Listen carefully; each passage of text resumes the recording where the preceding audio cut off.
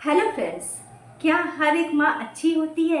सबके मन में ये सवाल उठते हैं कि माँ तो ममता का रूप होती है।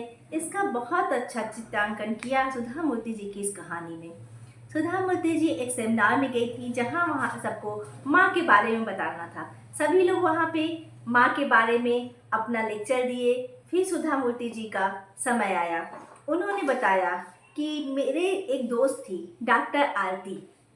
डॉक्टर आरती के घर मंजुला नाम की एक महिला खाना बनाती थी। उसके 5 बच्चे थे। उसका पति कोई काम नहीं करता था और जो है उसके छठा बच्चा होने वाला था। मंजुला ने कहा, मैं इस बच्चे को नुकसान करवा दूंगी, एबॉर्ट करवा दूंगी और जो है अब आप साथ में ऑपरेशन भी करवा लूंगी। तब डॉक्टर आरती ने उसके सामने एक प्रस्ताव रखा। उन्होंने कहा, मेरी बहन है जो है तो बहुत अमीर, लेकिन उसके पास बच्चे नहीं हैं। ऐसा करो, तुम अपने इस बच्चे को जन्म दो, चाहे वो लड़का हो या लड़की, उसको जो है मेरी बहन ले लेगी। तो वो महिला बहुत सोची मंजुला और तैयार हो गई। ठीक है, हम तैयार हैं इसको करने के, हम अपने बच्चे को जन्म देंगे। डॉक्टर आरती ने कहा कि मेरी बहन जो है वो बच्चे को लेने के साथ साथ तुम्हारे पास जो बच्चों की शिक्षा दीक्षा का खर्चा भी उठाएगी। ऐसे ही समय बीतते गए।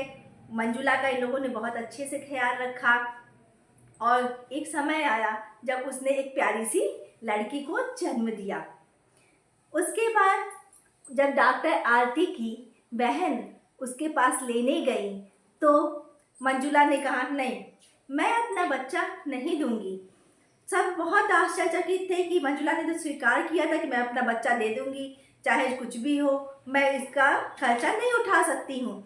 लेकिन मंजुला ने कहा, मैं अपना बच्चा अपने से अलग नहीं करूँगी। उसकी बच्ची उनका दूध पीने लगी थी। वो तो दुखी तो बहुत हुई डॉक्टर आरती और उनकी बहन, लेकिन उन्होंने ये स्वीकार किया कि मातृत्व से बढ़ा कुछ नहीं है। इसकी ममता इसको अपना बच्चा देने नहीं देना चाहती है और ये वास्तविकता है। कोई भी माँ अपने बच्चे से मजबूरी में ही अलग होती है, वरना अलग नहीं होती है। इस तरह से उनकी डॉक्टर आरती की बहन जो है दुखी होकर वहाँ चली गई, लेकिन माँ की ममता को उन्होंने सैल्यूट किया। इस तरह से सुधा जी का वो लेक्चर खत्म हो गया। सुधा जी लेक्चर दे के जब वहाँ से बाहर आई हॉल से, तो वहाँ पे एक अंधी लड़की खड़ी थी। अंधी लड़की पढ़ाती थी अंधे बच्चों को। उसने कहा, सुधा जी, मुझे आपका ये लेक्चर पसंद नहीं आया। सुधा जी कहीं भला क्यों? सुधा जी उसको बहुत अच्छे से पहचानती थी, क्योंकि उनके ऑफिस के रास्ते में ही वो ब्लाइंड स्कूल था जहाँ वो पढ़ाती थी और अक्सर वो ब्लाइंड स्कूल में जाया करती थी। कहीं, मीरा क्या बात है, तुमको क्यों नहीं अच्छा लगा? तो उसने कहा, क्या सच में हर माँ ऐसी ही होती है? तो उन्होंने कहा, हाँ, माँ तो ऐसी ही होती है, माँ तो ममता का रूप होती है। मीरा कही, ठीक है, आप मेरा एक काम कर देंगी? सुधा जी कही, हाँ बिल्कुल, बताओ क्या बात है। उसने कहा, मुझे कोई आने वाला था लेने, जो मुझे स्कूल ड्रॉप कर देता, मैं अब कैसे जाऊंगी? आप मुझे मेरे स्कूल ड्रॉप कर दीजिए। सुधा जी के ऑफिस के रास्ते में ही वो ब्लाइंड स्कूल पढ़ता था, इसलिए सुधा जी ने कहा, हाँ चलो, मेरे साथ चलो। दोनों लोग गाड़ी में जाने लगे। मीरा बहुत चुपचाप शांत बैठी थी। सुधा जी ने कहा, क्या बात है मीरा, तुम बहुत शांत बैठी हो, तुमको लगता है मेरा वो लेक्चर बिल्कुल अच्छा नहीं लगा? तो मीरा ने कहा, हाँ, मुझे नहीं अच्छा लगा। वो पूछी, क्यों नहीं अच्छा लगा, क्या ऐसी बात थी, हमने तो यही समझाया आज तक। तो वो कहीं, अच्छा, मीरा ने कहा, ठीक है मैम, आज मैं आपको एक कहानी सुनाती हूँ, आप ध्यान से सुनिएगा। सुधा जी मीरा की कहानी बहुत ध्यान से सुनने लगी।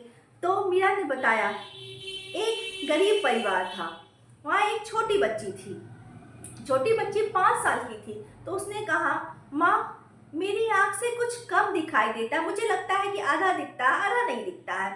माँ बाप कहे, तुम कुछ खाती पीती नहीं हो ना, इसीलिए तुम्हारी आँख की रोशनी कमजोर हो रही है।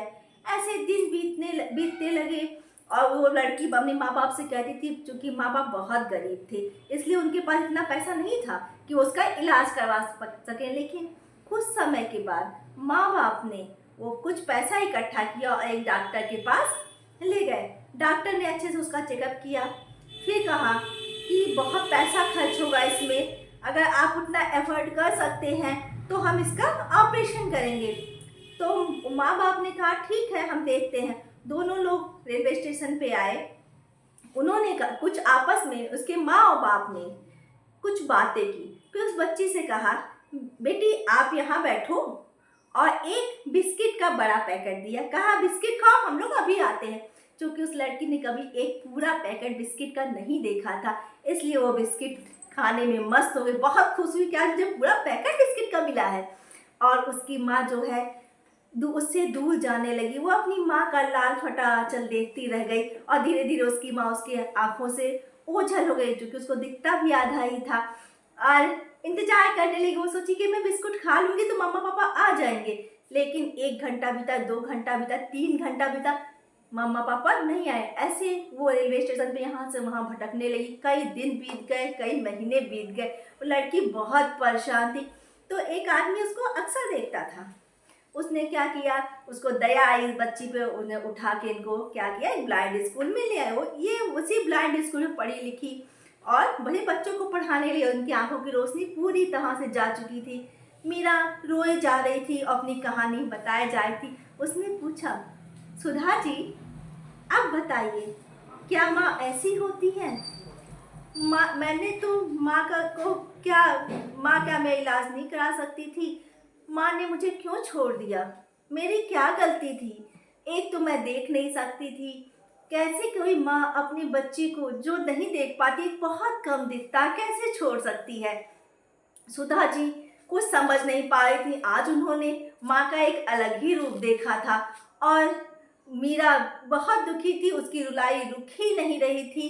इसलिए जो है फिर सुधा जी कहीं, हाँ मैं मानती हूँ कि ऐसा होता होगा, मैंने आज तक नहीं जाना था। मैं तो सोचती थी माँ ममता का मूर्त होती, लेकिन हाँ शायद गरीबी जो है, गरीबी ने एक माँ की ममता को हरा दिया। सच कहते हैं दोस्तों कि ये गरीबी जो है वो कहीं भी किसी को टिकने नहीं देती है। गरीबी के आगे एक माँ ने अपने हथियार डाल दिए, वो दुखी हो गई। क्या उस माँ का मन नहीं रोया होगा अपनी छोटी सी बच्ची को छोड़ के? बिल्कुल तड़पा होगा, लेकिन वो उसका इलाज नहीं कर सकती थी, वो उसका खान पीन का ध्यान नहीं रख सकती थी।